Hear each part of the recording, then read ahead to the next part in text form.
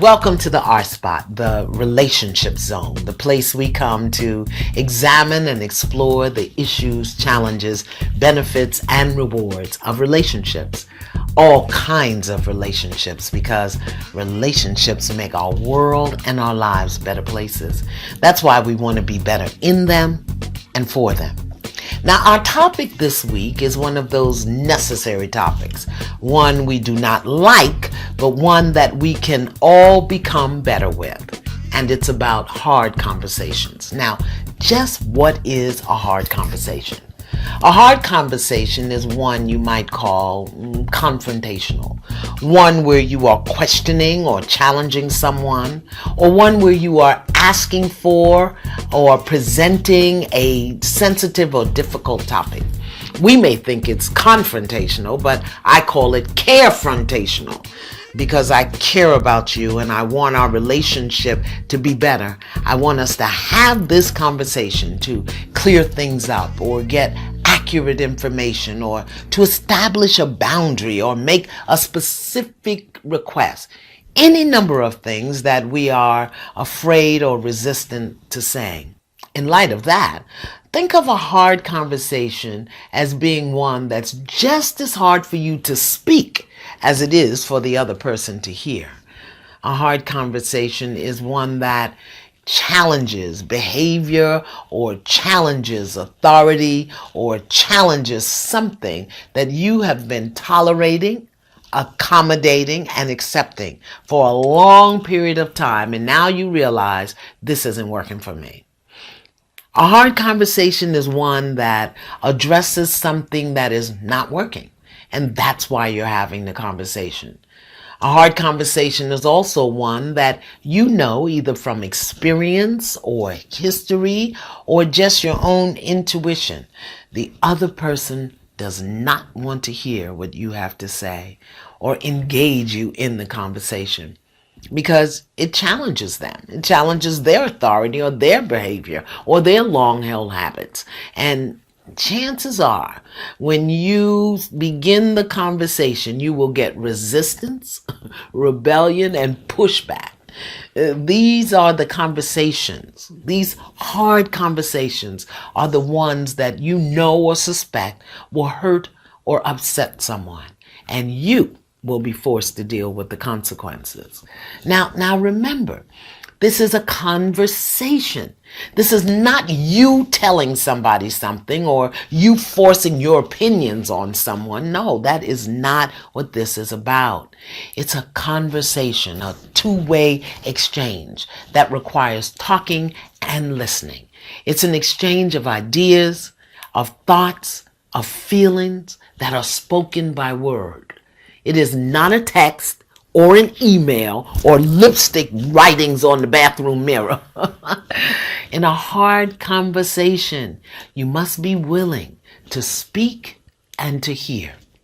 Now, the intention of a hard conversation will often determine the outcome, but you will have to talk about everything that's involved in the topic. Now, hard conversations come in a variety of shapes and sizes and cover a variety of topics. But since we're talking about relationship, let's look at two areas that can be very hard to talk about. I don't want to be in this relationship, or something you did or did not do, something you said or did not say, has caused me hurt, harm, or upset.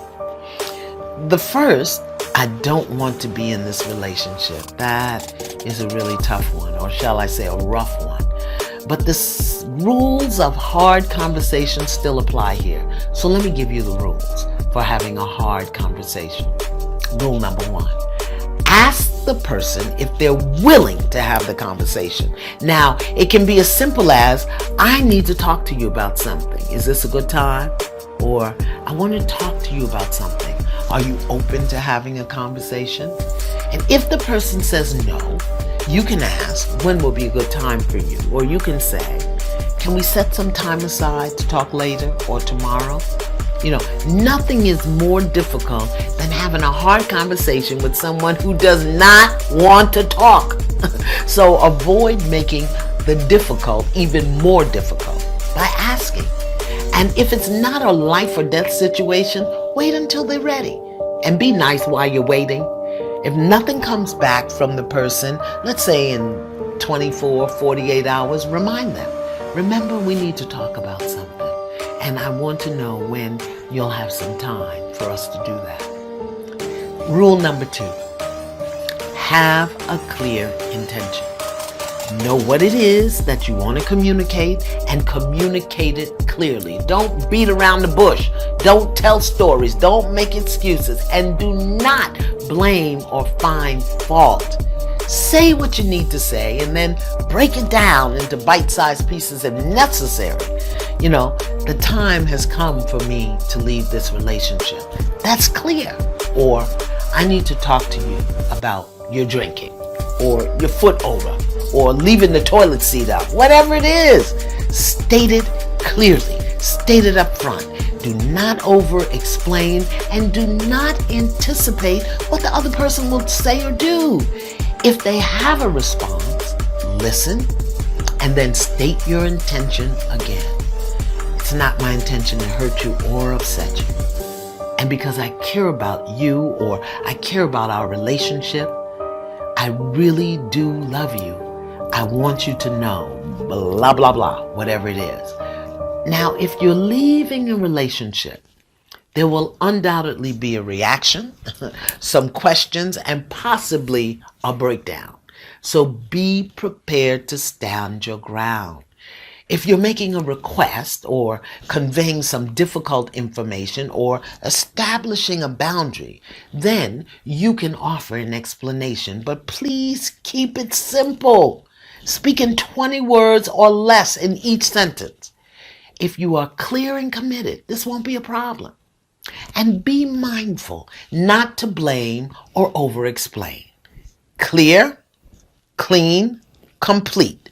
That is the ticket when you're having a hard conversation. Say it clearly, make it clean, and complete it so that when you leave the conversation, you and the other person knows what to expect. Rule number 3. When you're having a hard conversation, say it in the same way you would want to hear it. It's important to be compassionate. Look the person in the eye. Maybe touch or hold their hand.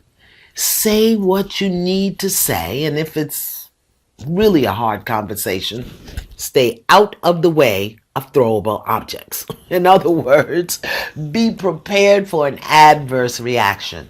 And if you get one, if you get an adverse reaction from a hard conversation, back away, back down.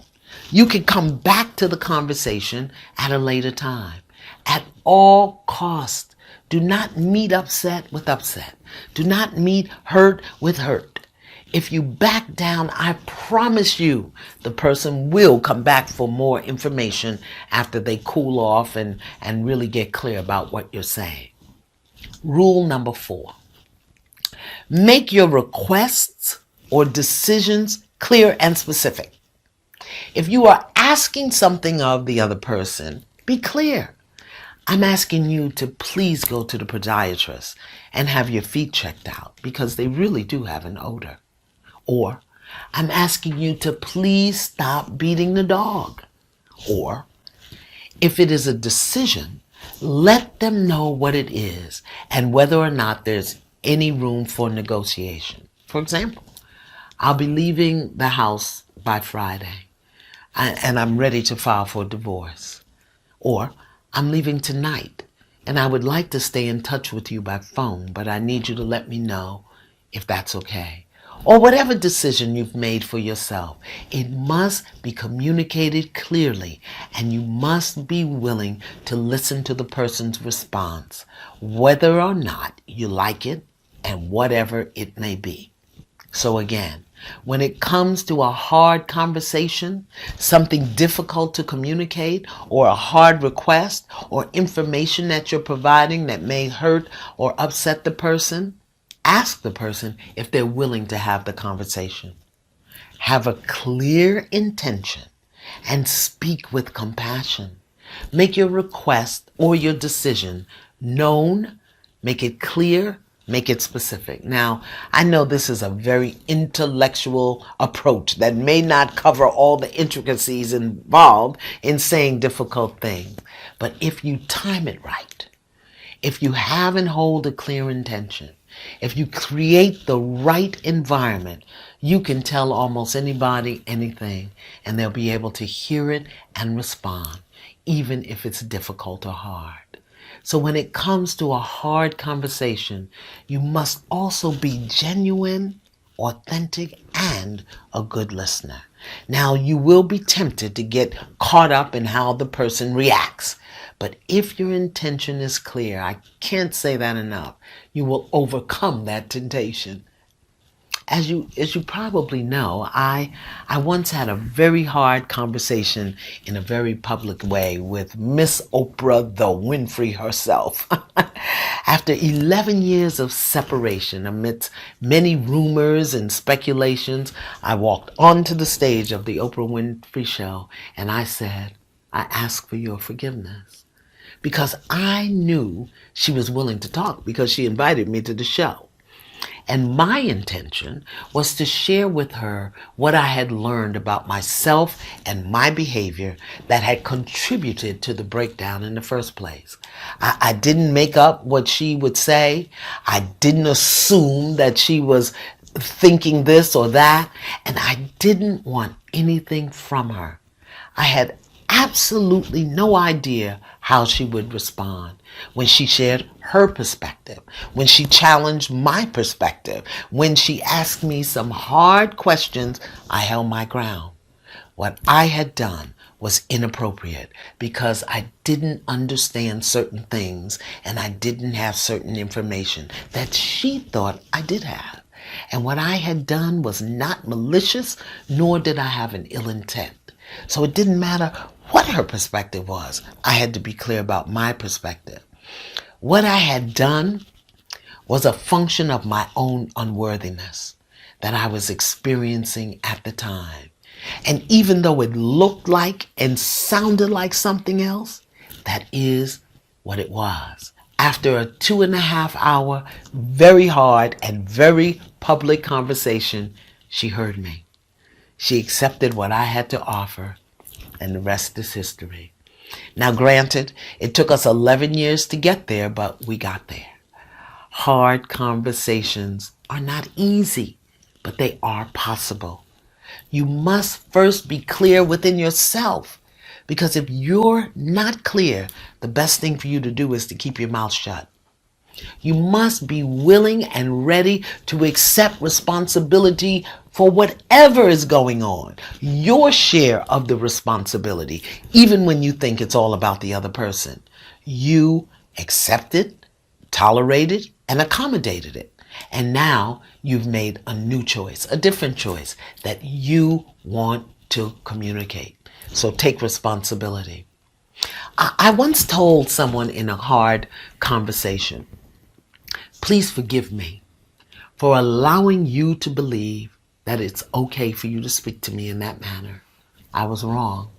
It is not okay. It will never be okay. And I wanted you to know that so we can move forward in a different way if we choose to. And I was willing to let the person go. But you know what? They were shocked that I said that. Not only did they apologize, but we are still friends until this very day.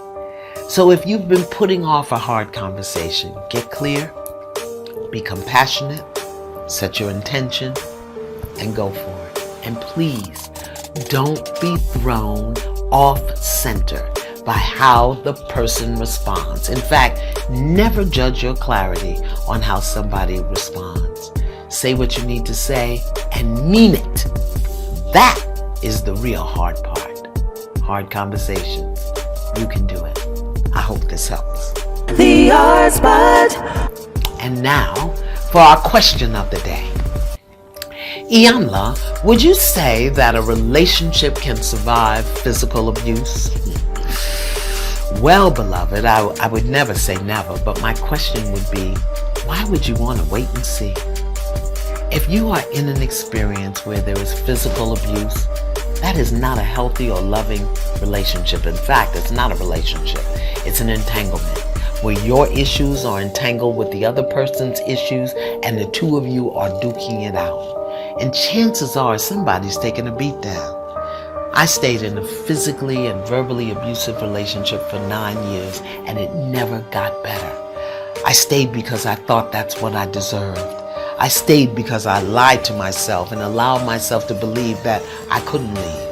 I stayed because I was too ashamed and embarrassed to face and admit that I was in an abusive entanglement. I stayed until the day I realized at 3 a.m. this is not going to change and my life is in danger. And even then, I didn't leave for me. I left for my children. But any reason is better than no reason if it causes you to take action. A relationship is a connection, a physical, emotional, and spiritual bond. The way in which two or more people relate to one another. Now, when there's physical, verbal, or emotional abuse, the way of relating is violent and destructive for both parties. Why would you want to stay in that experience? Can a relationship survive physical abuse? I would offer that once the abuse begins, it is no longer a relationship. And I would encourage you to find out what it is for you. Is it familiar? Is it a form of punishment? Is it a habit? Is it an excuse? Is it a reason or a rationale that you are using to avoid something you fear more than being beaten? Now, if you can answer those questions, you'll know what to do. But in the meantime, beloved, please be safe and stay safe. The R Spot. Now, here is our hallelujah truth for today. Once the storm is over, you won't remember how you made it through, how you managed to survive. You won't even be sure whether or not the storm is really over. But when you come out of a storm, a real storm that has ripped up some parts of your life, you won't be the same person who walked into the storm. And beloved, that's what the storm is all about, changing you. Now, to all of the newcomers to the R Spot, welcome. You want to be sure to subscribe to the Iyanla Vanzant YouTube channel so that you will get a notice each time a new episode is posted. I also invite you to like me on Facebook and follow me on Twitter and Instagram. I've learned so much about those things. We have some really wonderful freemiums coming out soon, and I want you to make sure that you have everything we have to offer. So sign up for my mailing list at www.iyanla.com. I hope you've enjoyed this R Spot, and I'll see you next time. Trying to mend the pieces of